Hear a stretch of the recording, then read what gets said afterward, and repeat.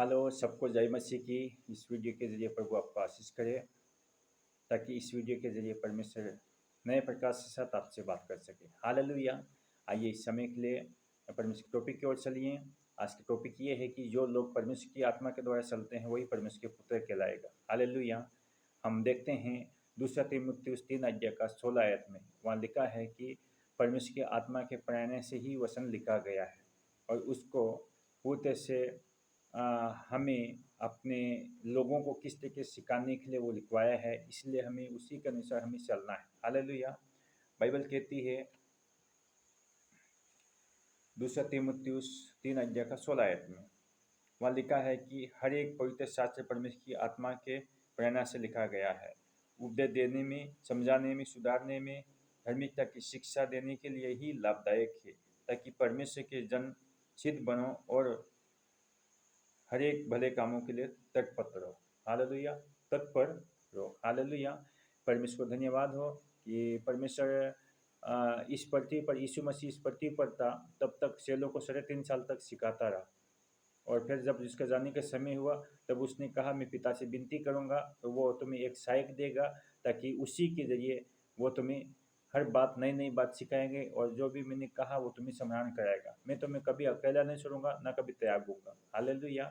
तो परमेश्वर का वचन हमें जब देखते हैं योना ऋषि सुसमाचार 14 अध्याय का 16 से लगा के 17 आयत में, तो वहाँ सब ये लिखा है कि मैं तुम्हें विनती करूँगा पिता से और वो तुम्हें एक सहायक देगा और वो सहायक हमेशा तुम्हारे साथ रहेगा। और फिर उसी के हम सभी साहित्य में देखते हैं वहाँ बाइबल कहती है परंतु सहायक अथवा पवित्र आत्मा जिसे पिता मेरे नाम से भेजेगा वे तुम्हें हर बात सिखाएगा और जो कुछ मैंने तुमसे कहा है वे तुम्हें स्मरण कराएगा। हालेलुया।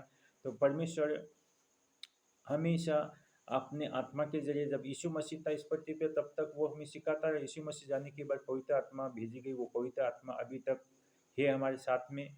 संसार में जहाँ भी मीटिंग होती, कलीसियाँ होती, जहाँ भी संगति होती, पवित्र आत्मा आ जाता है। हालेलुया। और प्रभु यीशु का दूसरा आगमन तक वो हमारे बीच में ही रहेगा। दूसरा आगमन तक वो हमारे बीच में रहेगा। दूसरा आगमन में ऊपर उठा ले जाएंगे। हालेलुया। तब तक हमें वो सिखाता रहेगा, बताता रहेगा।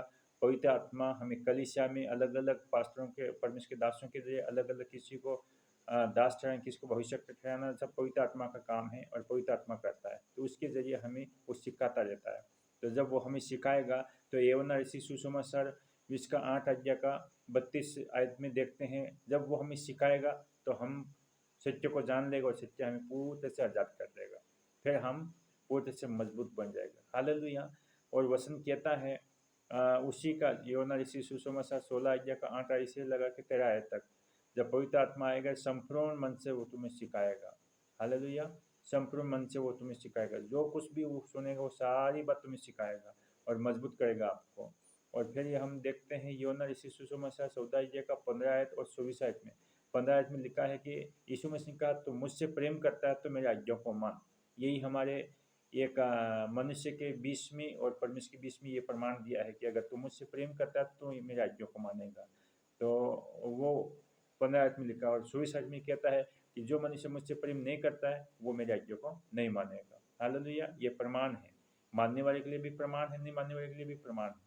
इस बात को हमें मन लगाकर सोचना है। और बाइबल कहती है रोमियो 8 का 14 से 17 आयत में, जो लोग परमेश्वर के आत्मा के सलाहे चलते हैं वही परमेश्वर के पुत्र और पुत्रियाँ कहलाती हैं।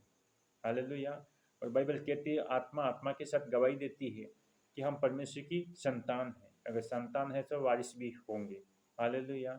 तो आपको इस वचन के जरिए आशीष करे प्रभु, क्योंकि बाइबल में साफ लिखा है दूसरा तीमुथियुस 3 अध्याय का 16 से 17 आयत में और यौना ऋषि सुसमाचार 14 अध्याय का 16 से 17 आयत में और फिर 26 आयत में और प्लस उसी का यौना ऋषि सुसमाचार 16 अध्याय का 8 आयत से लगा के 13 आयत में और यौना ऋषि सुसमाचार 8 अध्याय का 32 आयत में और उसी का 14 अध्याय का 15 से 24 आयत में और रोमियो 8 अध्याय का 14 से 17 आयत में।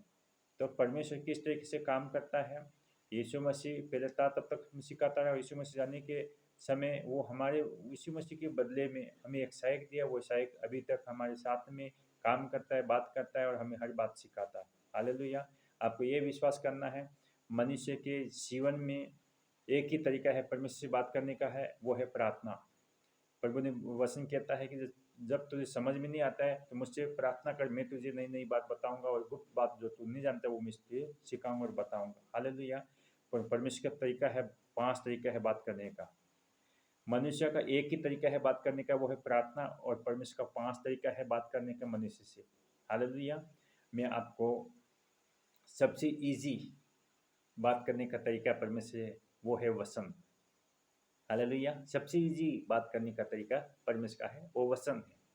उससे ज़्यादा सपना के जरिए बात कर सकता है, उससे ज़्यादा दर्शन देख के बात कर सकता है, उससे और भी ज़्यादा आवाज़ दे के बात कर सकता है, या फिर परमेश्वर से दासों के जरिए बात करता है। हालेलुया। तो आपकी इस चीज़ को विश्वास करना है, मजबूत होना है। परमेश्वर किस तरीके से बात करता है, एक विश्वासी को ये पता होना है कि परमेश्वर का बात करने का तरीका क्या है। हालेलुया। और हमारा क्या बात करने का तरीका है, हमारे और परमेश्वर के बीच में किस तरीके से अंतर है, कैसे हो के वो हमारे बीच में काम करता है। हालेलुया। इसलिए हमें इस जानना जरूरी है। और प्रभु को धन्यवाद हो, इस वचन से प्रभु आपको आशीष करे। आइए इससे मतलब हम प्रार्थना करें।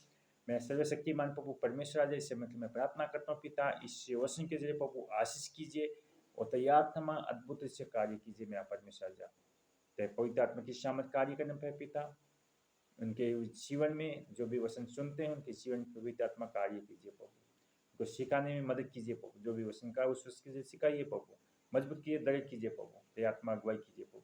यही तो हम नाम में मांगते हैं, आमीन। सबको जय मसीह की। इस वीडियो को लाइक कीजिए, कमेंट कीजिए, शेयर कीजिए और सब्सक्राइब कीजिए। सबको जय मसीह की।